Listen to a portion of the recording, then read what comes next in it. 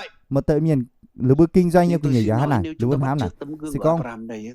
giờ sẽ con chúng bữa ta vẫn hy ơi vọng, chứ Abraham như tiếp xiên tục hy phim vọng, nó không đánh mất tiếp niềm tục hy bữa vọng, mặc chiều dù không mai có lý xiên do để phim hy vọng. dù bướm mày lý Nếu do chúng ta vẫn tiếp bà tục bữa vẫn tin, tiếp tục mặc xiên dù không có cơ dù sở để bướm tin, mày cơ sở xiên bà bữa vẫn tôi xin xiên nói là ơi những trên gì là Chúa Abraham mình hứa bởi chú chắc chiếu chắn lành như sẽ và được. chắc chắn chiều bên ọ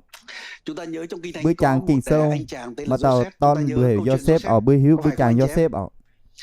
sẽ nhớ Joseph mình mà là tỏi một cậu thanh Joseph niên là mới xe lớn giờ ta ton ngam hô ọ mà con người lúc đó là cực ta kỳ ton là tràn vẫn non trề treo hồ nó sức na lực, nó hy vọng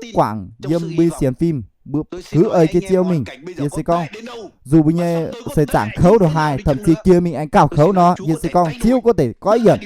tùn thì cháu khung kia đủ khoảng kháng ha ai mình mà tỏi